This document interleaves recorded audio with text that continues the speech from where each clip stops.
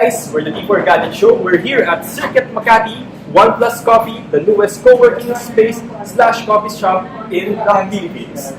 We will talk about the new Moto M, one of the mid-range smartphones of Lenovo / Motorola. By the way, OnePlus Coffee is now open and it has the fastest or one of the fastest internet connection among coffee shops in the Philippines. So aside from a very fast internet connection, they are also showcasing Xiaomi products or Mi Home products, right? Yes. So come over here and enjoy the coffee, enjoy the fast internet. Xiaomi products and fast internet connection. Okay? Okay guys, let's go and let's start unboxing and reviewing the Moto M. Come on, Robbie. Let's go!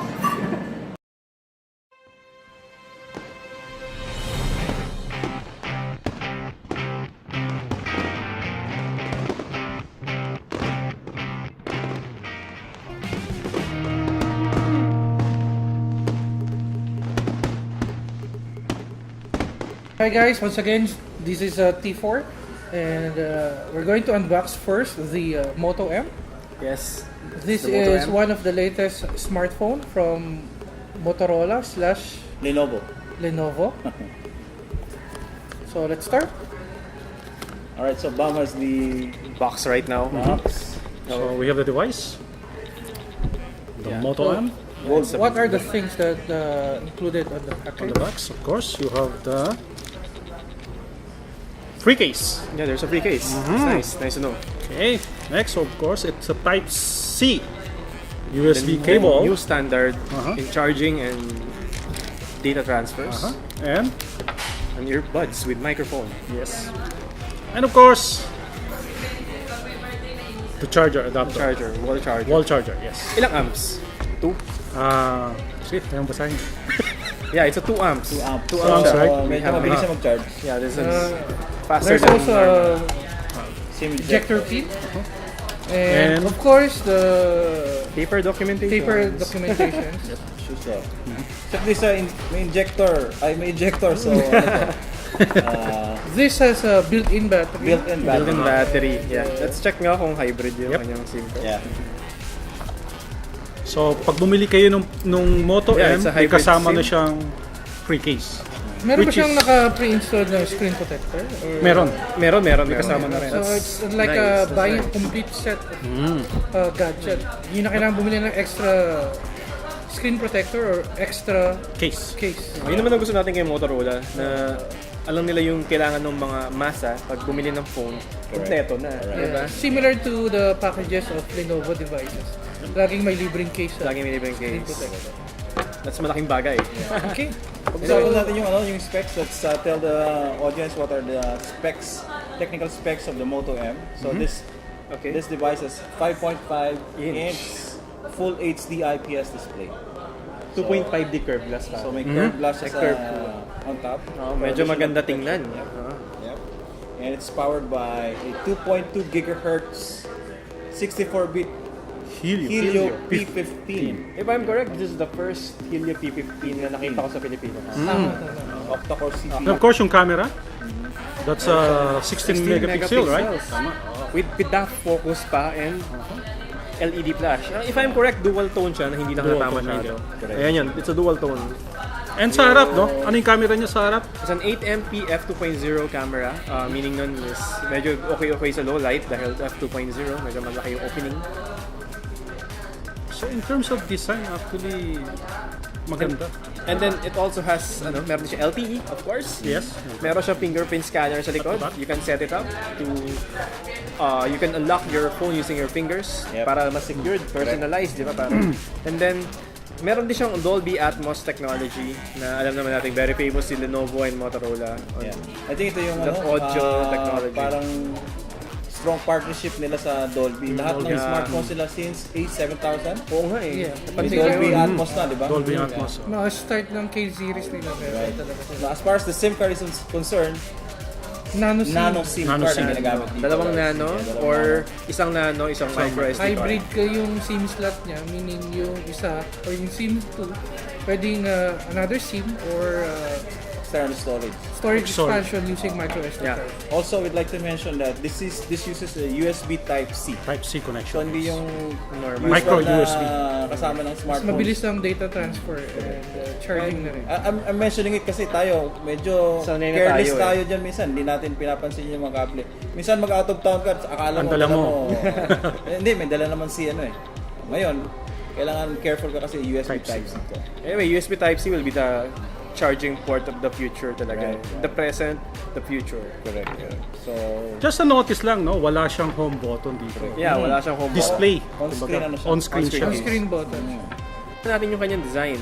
Well, one of the highlights ni Motorola nung nilaunch niya yung smartphone na to is premium look on a mid-range price. Correct. Tama ba sila? Tingin ko I think tama. kasi yung, alam mo yung finish niya, napakaganda. Maganda eh. Oo. Saka yung Medyo classic look ang dating eh. Classic yung look itsura, niya. yung Yeah. anong tawag nito, yung Aesthetics niya, design. aesthetics niya. Medyo Luma na. Medyo luma Medyo. yung design niya. Oo. Pero binawi ni Motorola sa build quality. yung build, pero yung design niya, yung finish, It's napakaganda. familiar. Napakaganda.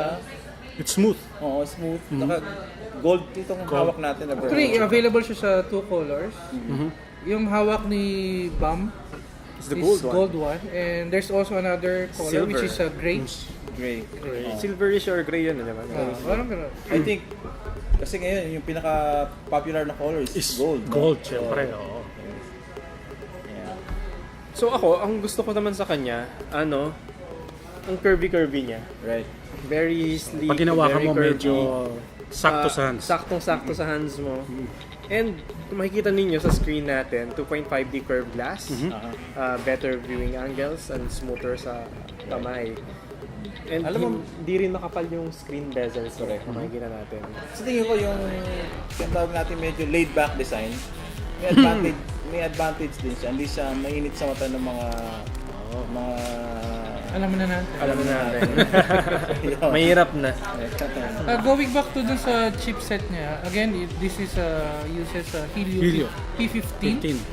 Mas mabilis siya sa mga regular na mga Helio P10 or other devices na kasi gumagamit 15. ng 6750. 6750. Yeah. Yung mga other Chinese brands kasi, or just other phones in the market is using either P10 chipset or the 6750. But this one is using P15, which is clocked at around 2.2 gigahertz. Medyo mataas. Medyo mataas siya. In terms of clock frequency, medyo mataas siya. Panalo In yun. terms of OS, no, it runs on Android 6.0 na Marshmallow.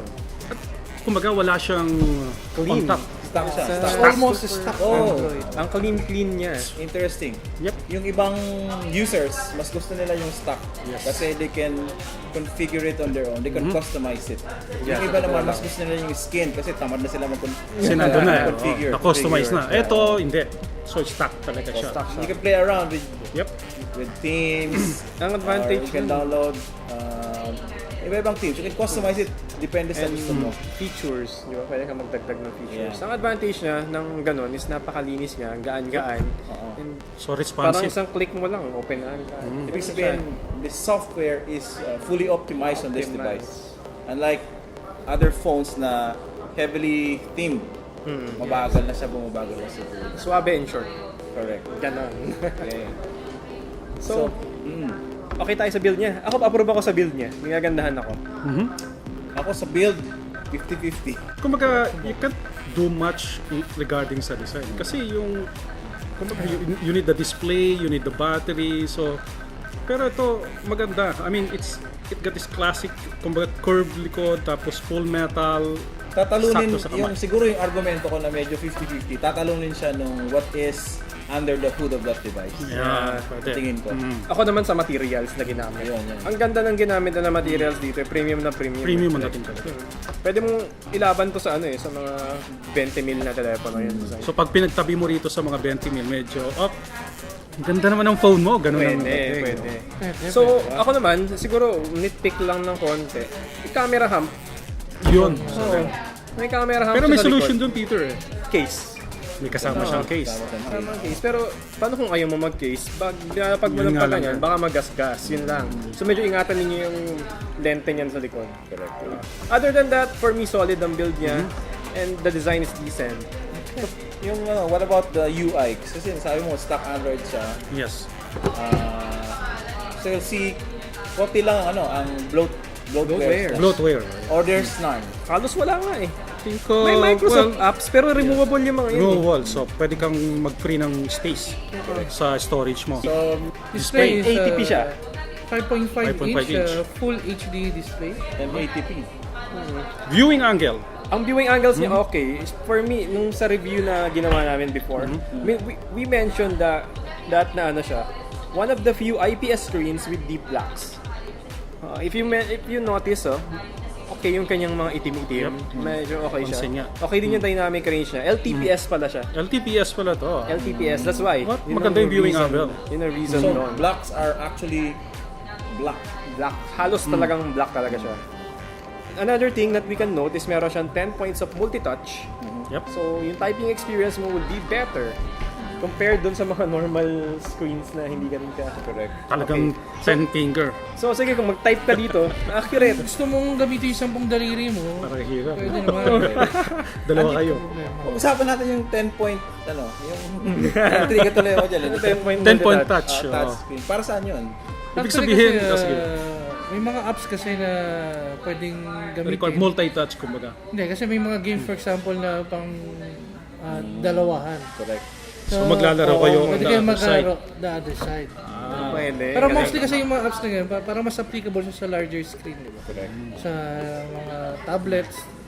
For this kind of phones, parang 10-point touch, parang medyo overkill na. Pag Kasi sinabing 10-point touch, no, pwede nyo i-touch yung screen sabay-sabay. sabay-sabay ng 10 Sa daliri. 10 daliri. So, yun yung... Ibig sabihin, pag Yun yung nagbabilis ka pinakamataas, mag-type, simultaneously, hindi makakaproblema. magkakaproblem. Walang problema. So, mabilis Wala ka yung mga mag- ghost mabilis touch ka. na sinasabi.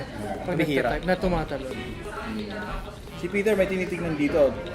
Moving on to the battery. Battery life. Internal ang battery niya, so built-in. Meron siyang meron siyang 3050 mAh of battery. On our benchmark scores, decent naman yung naging performance niya. Although medyo a little bit lower than expected at around 5 hours and 15 minutes. We have the data here. We can show it to you. That's what we recorded. 5 hours and 15 minutes. Within sa 5 hours, no? So, ano ba yung mga, kumbaga, elements na, kumbaga, nakuha ni... That is the work battery life. Let me explain it. Ang ginagawa nun, parang sinasimulate niya kung ano yung ginagawa ng mga tao on their daily tasks like browsing, watching movies, listening to music, etc. Malaking factors dito, syempre, yung pag-brightness ng... Yeah, brightness. Diba? Yung connectivity mo. Yes, connectivity. Factor yon. So for me, yung on average, regular usage naman, nakaka 7 hours naman ako. Still fine, pero Still good. I want it to be better sana. So, kumbaga, kailangan mo palagi ng kasamang power bank. Yeah, power bank. Yeah, that's one Not of the... necessarily naman siguro. Siguro depende din Sa gamit mo. Kasi usually naman yung 3,000 mAh na battery. Last year lang. One day. A day. No? Usually can last a day. Pero just minimize screen brightness. Oo, totoo. Or, So, hindi ka ganong magko-connect sa LTE pag kailangan lang, ganun ba? Pwede rin. So lahat ng mga kasi usually battery draining apps and activities you have to kasi tayo kasi mga ano tayo minimize mga it. taong gadget tayo. Kaya usually, Lakas lagi natin tayong gumamit eh. may power bank and Ayaw mo na lahat maubusan power bank kasi ng... ayaw mo na kasi maubusan. Pero sa mga normal consumers kasi na isa lang ang phones na nagko-commute, medyo mahirap din maglabas-labas ng power bank sa Totoo charger. lang, hassle. Saka kung nag-office ka, pagdating mo sa office, di ka naman. Pwede ka naman, dali mo lang yung USB.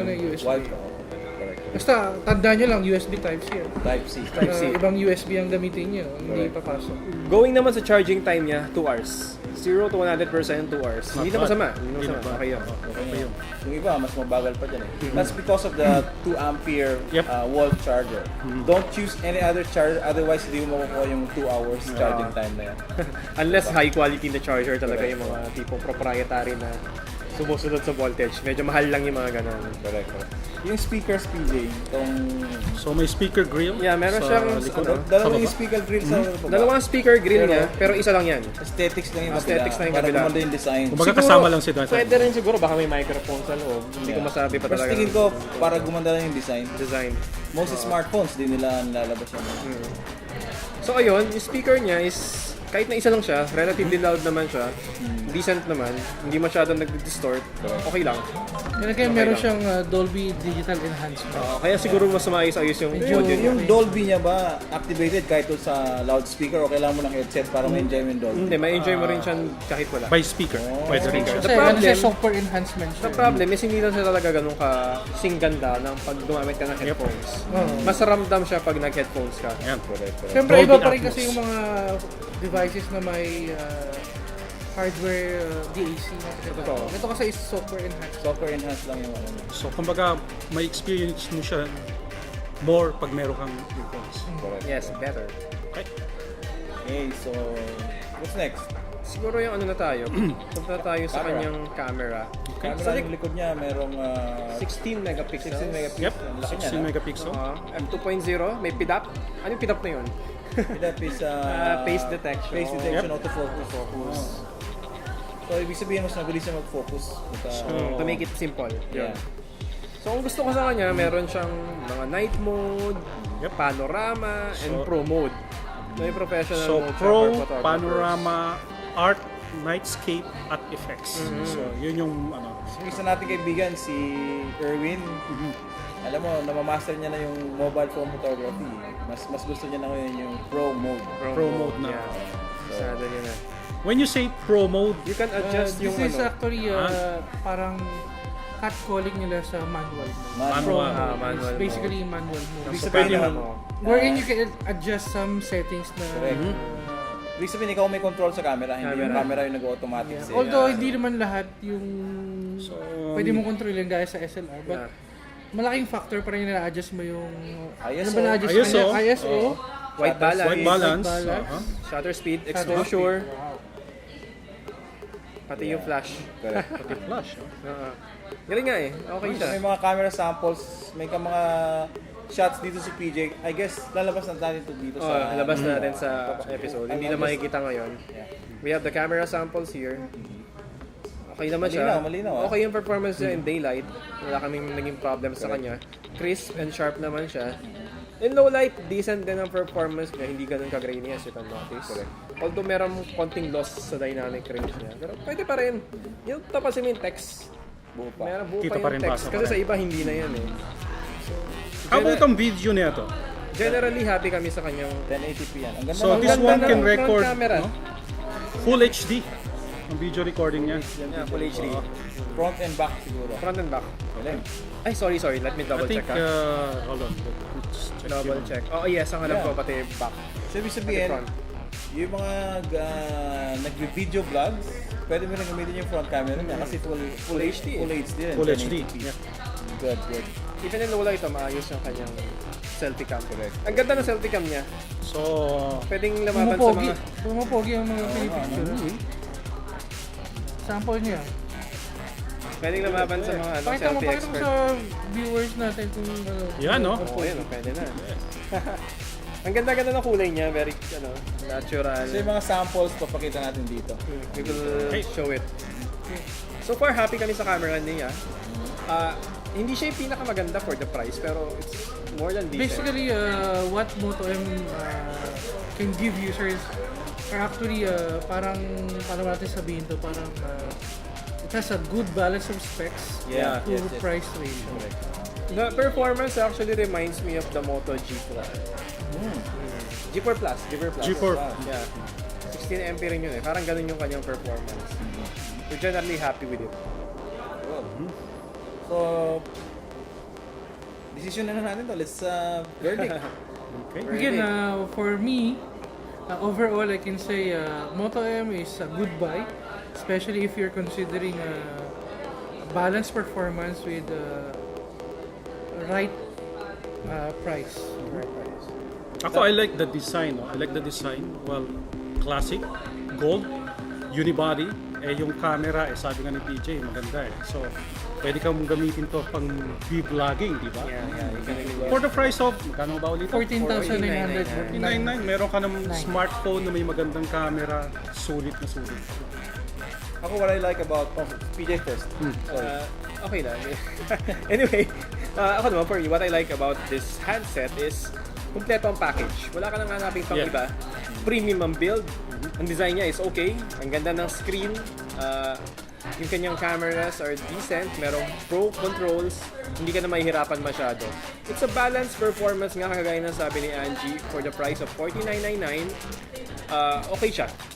Maganda ka ng phone sa tamang Ako halaga. naman sa tingin ko, the best part of the specs of this phone is the 4 gig and 32 gig combination. True. Okay, so with that, specs under the hood, Multitasking. multitasking ka dyan, walang problema.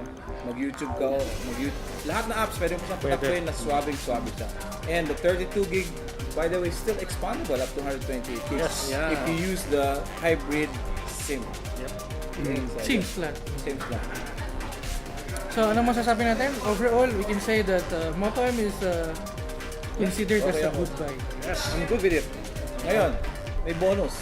Kung hindi mo afford yung 14,999 cash, pwede mo siyang credit card for those 2,499. Pwede, ha? Major credit cards, if you have Visa or MasterCard, you can go to the store and ask na installment lang ito. Pwede. 2,499 month. At by the way, pag bumili pa kayo ng Moto M, pwede nyo makasama si Jadine. Oh! Yung poster nga, alam mo. Standy. Para sa mga fans Standy ni Jadine. Regards sa mga fans ni Jadine. Hello sa kanila. Yay. So, Again, this is Sanji of Technogadget. And this is Bam of adobotech.net. I'm Peter of YesGuy.com. and thank you very much. This has been Spidey. See you on our next episode. Thank you guys. Bye-bye. Thank you for watching.